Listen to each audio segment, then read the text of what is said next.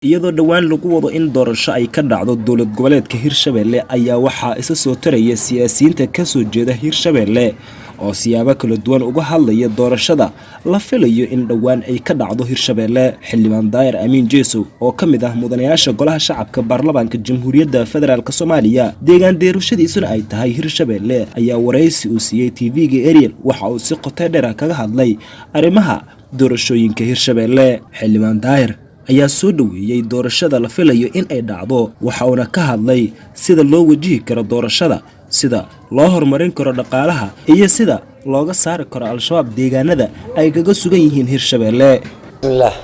alxamdulillah wasalaatu wasalaamu ala rasuulillah. waad mahadsantihiin TV-ga Ariel waa TV-gayga waaye idinkuma horeyso inaad halkaa igu soo booqataan. waxaase hubaal ah arrimaha hadda taagan ee Hirshabelle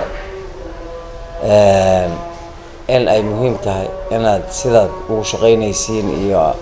aruurinta aad aruurinaysiin muxuu ahaa aragtiyada kala duwan ee shacabka aad baan idinka mahadcelinayaa. Hirshabelle idigan Hirshabelle aan wadanahay muxuu ahaa xanuun badan ayna nagu haysaa. waxaan xasuustaa hadda ka hor lacag laga waayay qasnadii Hirshabelle ee dowladda federaalka ay ugu deeqday iyo muxuu ahaa TV-gii ugu horeeyay ee ila baad doonayad heedeen waan lagu guuleystay 2 bir gudahooda madaxweynihii Hirshabelle Mudane Waare ugu soo jawaabay in lacagtaas haysto. marka waa idinka mahadcelinayaa shacabka Hirshabelle sidaad ugu duubantihiin dadtiin TV-giina TV sharaf leh oo sumcad leh oo agtayna respect ku leh ayaa tii inta aan ka warqabo odayaasha dhaqanka siyaasiyiinta soo jeeda deegaankaas iyo odayaasha dhaqanka diyaar bay u yihiin inay baxaan waayo October 9 wixii ka dambeeyay mandate ma jiri doono mana ogolin in ay burburto Hirshabelle inay burburto raalli cidka ama ku hormari kartaa qofka mas'uulka ama madaxda loo doorto laga bilaabo xildhibaan gudoomiye baarlamaan madaxweyne ku xigeen gudoomiyaal ku xigeenno waxa soo dhan oo rabitaankooda meel inta dhigo rabitaanka Hirshabelle u soo jeesto waxay u baahan tahay dhaqaalaheeda in la mideeyo. waxay u baahan tahay dadkeeda baagamuudada in maanta fiir badan leenahay biri xoolo ku dhaqashaan leenahay beerna wala saddexdaas ilaahay dadka aswada siinaan anaga nala sii Allah nagu makaanay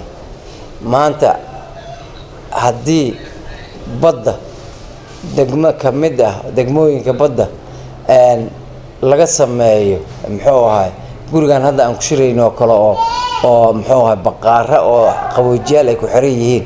ee argoosatada iyo wax walba dadkii dooman foolfayaal loo keeno waxay joogaan male waxyaabo hadda la sheegayo oo hay'adaha ABC ku yihiin markii mashruuc la sheegayo horta marka ugu horeyso qofka Hirshabelle inuu income soo galo xoog saar oo qaabkaas loo sameeyo in waxa soo dhan amniga ugu muhiimsan wadooyinka fir dhammaan degmooyinka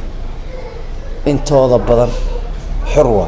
laakiin haddana 5 kilomitir meel degmada u jirtay shabaabka ay joogaan oo gargoon ku jiraan degmooyin 3-4 sano ugu dambeysay xurra ayaa jira. walaalo tuuta gasho madaxweynaha tahay tuuta gasho ciidanka adiga horka dhiirigeli taliye fiican oo hufan oo magaco dhiirigeli ciidanka tuuta ay gashanay la gasho garaamaha ay cunayaan la cun ha ka faanin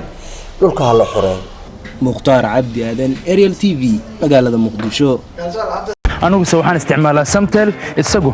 ma uu isticmaalo Samtel.